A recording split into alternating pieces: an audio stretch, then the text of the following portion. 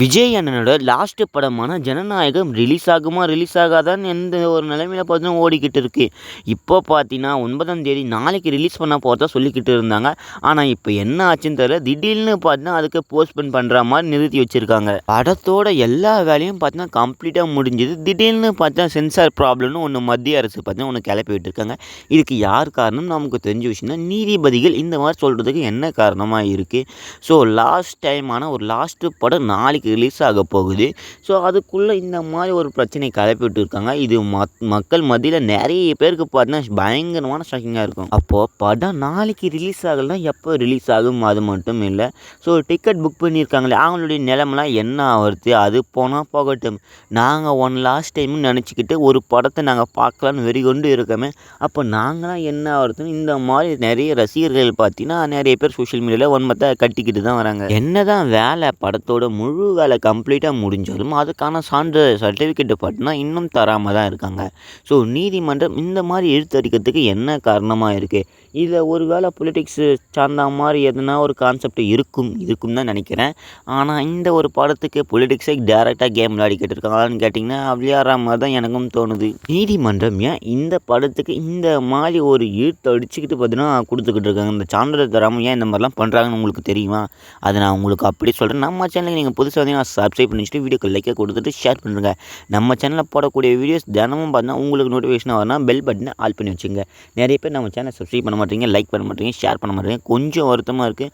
மறக்காமல் சப்போர்ட் பண்ணுவீங்க நான் நினைக்கிறேன். ஸோ அந்த நம்பிக்கையில் தான் தினமும் வீடியோ போட்டுக்கிட்டேன். இன்னும் இந்த படத்துக்கு சர்டிஃபிகேட் தராமல் இருக்கிறதுக்கு ஒரு முக்கியமான காரணம் என்னென்னா இந்த படத்தில் மோஸ்ட்டாக மத நம்பிக்கை இந்த மாதிரி பல விஷயங்கள் பார்த்தீங்கன்னா வர்றதால இந்த படத்துக்கு சான்றிதழ் தர டிலே ஆகிக்கிட்டு இருக்குது. இதுதான் ஒரு முக்கியமான காரணம் நீதிமன்றம் சொல்லியிருக்காங்க.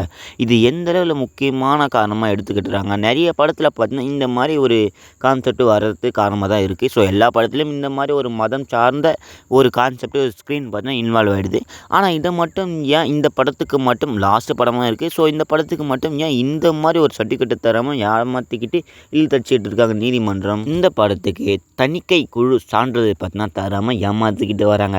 ஸோ அதனால் ஜனநாயகத்தோட படக்குழு என்ன பண்ணியிருந்தாங்கன்னா ஸோ நாங்கள் கேஸ் போட்டுக்கிறோம். எங்களுக்கு மட்டும் ஏன் இந்த மாதிரிலாம் பண்ணுறீங்க, அதுவும் விஜய் சாருக்கு மட்டும் ஏன் இந்த மாதிரிலாம் பண்ணுறீங்கன்னு பார்த்தீங்கன்னா அவங்க கேஸ் போட போயிட்டாங்க. 2வது நாள் கேஸ் பார்த்தீங்கன்னா நடந்து முடிஞ்சது. அதில் என்ன பண்ணிட்டாங்கன்னா தணிக்கை வாரியம் ஸோ அவங்க பார்த்தீங்கன்னா எக்கச்சக்க புகாரை பார்த்தீங்கன்னா இந்த ஒரு படத்தை மேலே வச்சுருக்காங்க. ஸோ இதை ஏற்றுதான் மாதம் நீதிபதி இதுக்கு அதிரடியான தீர்ப்பை சொல்லியிருக்காங்க. அது என்னன்னு தெரியுமா? நீதிமன்றத்தில் இருக்கிற நீதிபதி அவர்களுக்கு பார்த்தீங்கன்னா டைம் கொஞ்சம் வேணும்னு கேட்குறாங்க. ஸோ இந்த படத்தை ஃபுல்லாக ரீசர்ச் பண்ணிவிட்டு நாங்கள் ஆராய்ஞ்சிட்டு மட்டும்தான் இந்த படத்துக்கான தணிக்கை சான்றிதழ் பற்றி வழங்க போகிறோம். ஸோ அதனால் எங்களுக்கு கொஞ்சம் கால அவகாசம் வேணும்னு கேட்டிருக்காங்க.